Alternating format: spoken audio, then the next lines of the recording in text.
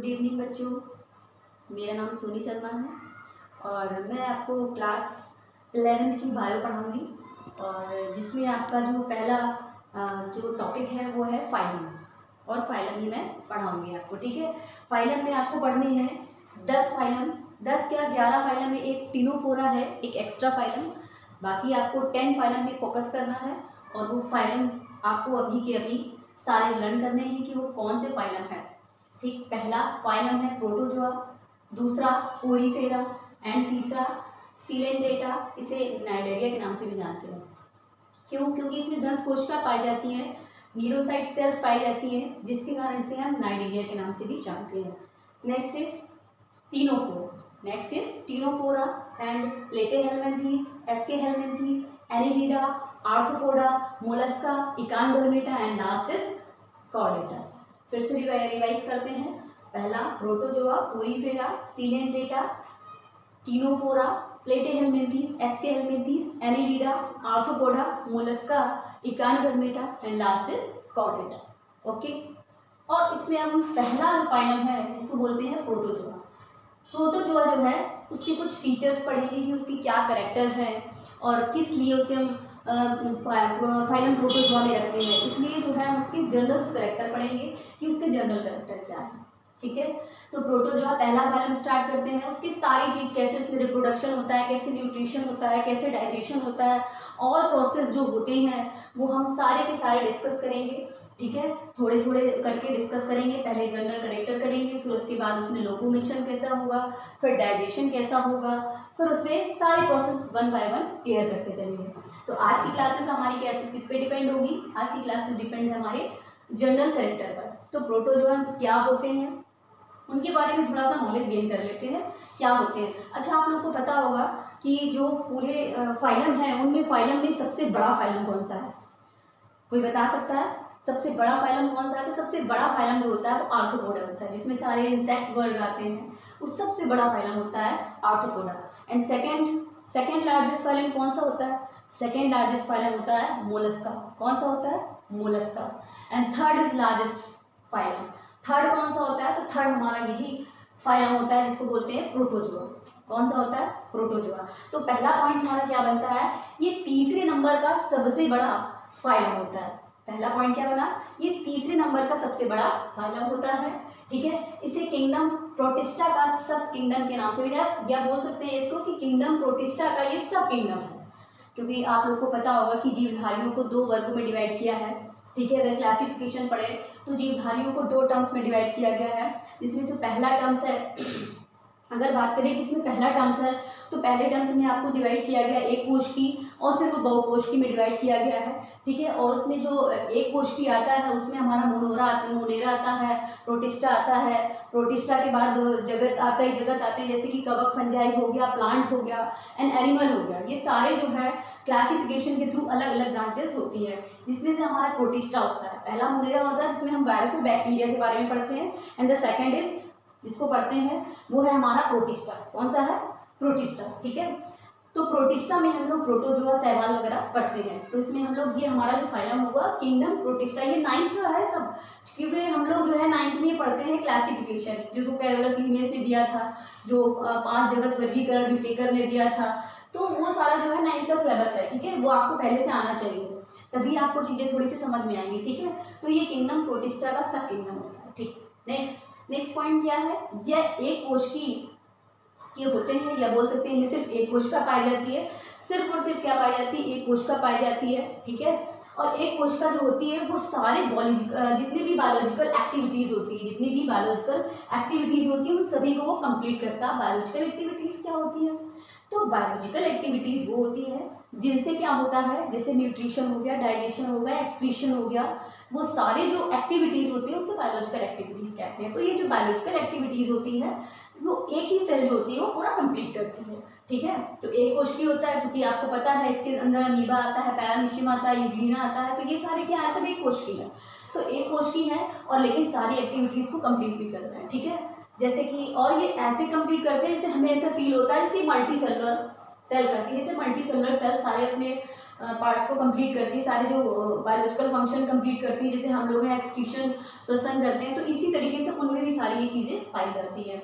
ठीक है, सर्वप्रथम अगर बात की जाए तो प्रोटोजोन्स की अगर हम बात करें तो सर्वप्रथम प्रोटोजोआ का अध्ययन लीवेनहॉक ने किया था। किसने किया था? लीवेनहॉक ने किया था। सबसे पहले प्रोटोजोआ का अध्ययन जो है वो लीवेनहॉक ने किया था। ठीक है, जो नेम प्रोटोजोआ है, जो ये शब्द है, ये जो शब्द दिया हुआ है प्रोटोजोआ, ये सबसे पहले किसके द्वारा दिया गया था? गोल्डफस्ट के द्वारा। तो ये पॉइंट मैंने लिख दिया हुआ है, the name protozoa was coined by Goldfuss. तो गोल्डफस्ट ने सबसे पहले प्रोटोजोआ दिया हुआ था। ठीक, नेक्स्ट पॉइंट क्या पढ़ते हैं? विज्ञान की वैशाखा। ठीक है, विज्ञान की वैशाखा जिसमें हम प्रोटोजोन्स का अध्ययन करते हैं। ठीक है, उन्हें हम क्या कहते हैं? प्रोटोजोलॉजी कहते हैं। ठीक है, क्या कहते हैं? प्रोटोजोलॉजी कहते हैं। ये सभी जगह पाए जाते हैं।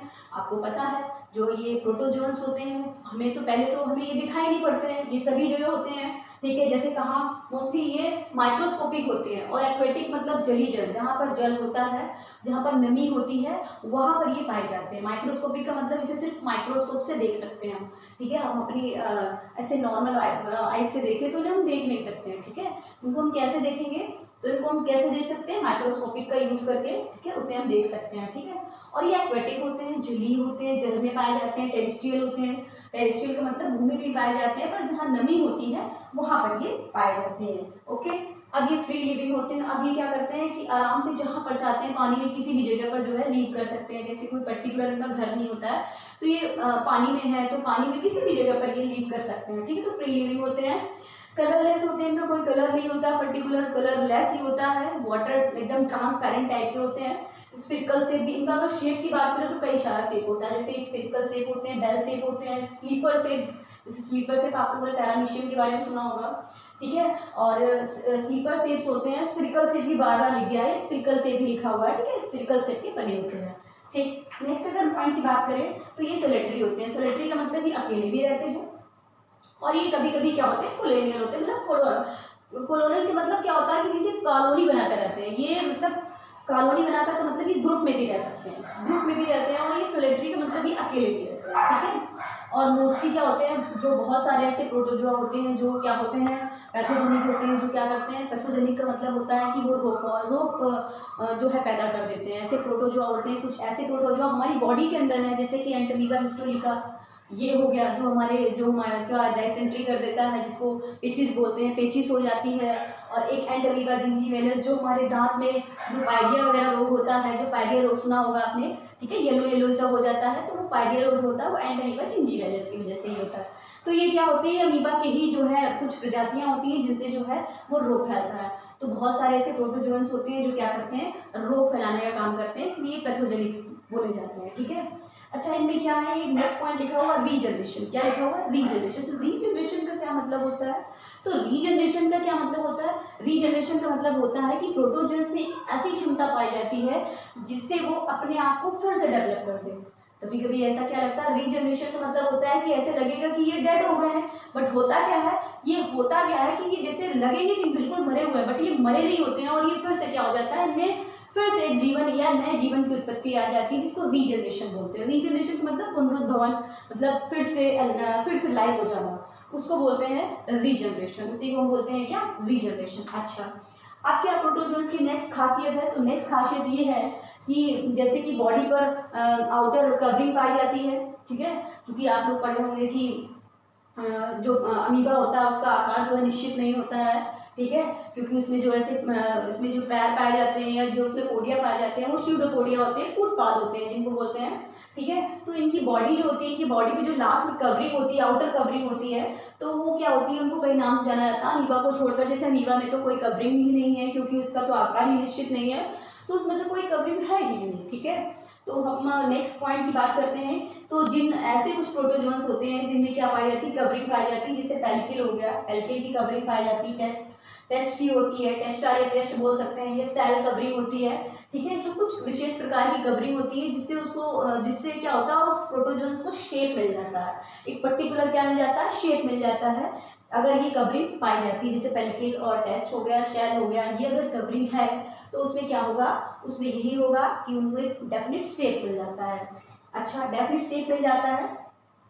और जिनमें ये पाई जाती है कवरिंग उन्हें क्या मिल जाता है, डेफिनिट शेप मिल जाता है, वही बात लिखी हुई है। तो डेफिनिट शेप क्या होता है, जैसे पैरामीशियम, पैरामीशियम का एक डेफिनिट शेप होता है, तो अभी हमने बताया, अभी डिस्कस किया कि पैरामीशियम का शेप कैसा होता है, तो स्लीपर शेप होता है। कैसा होता है, स्लीपर शेप होता है। तो शेप एक क्लियर कर दिया ना कि स्लीपर शेप होता है, ठीक। लेकिन इंडेफिनिट में अगर बात की जाए तो इंडेफिनिट में क्या हो गया, जैसे अमीबा हो गया, अमीबा का कोई आकार निश्चित नहीं होता और उसमें जो आवरण होता है, आउटर आवरण, वो भी पेलिकल का नहीं बना होता है, ठीक है। अगर और इसमें क्या होता है, जिसका कारण इनका आकार जो होता है वो अनिश्चित होता है, जिसका कारण क्या होता है, इनका आकार निश्चित होता है, ठीक। ये तो कुछ जनरल फीचर्स थे।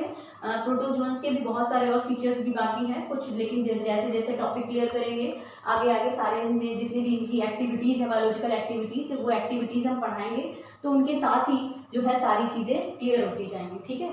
लेकिन आपको भी क्या याद रखना है, आपको सारे के सारे फाइलम एक बार रिवीजन करने हैं, उसके बाद सारे जनरल कैरेक्टर भी क्लियर करने हैं, ठीक है। और जनरल कैरेक्टर करने के बाद क्या होगा कि आपको सारी चीज़ें एकदम लर्न होनी चाहिए, ठीक है। तो आज के लिए बस इतना ही, ठीक है।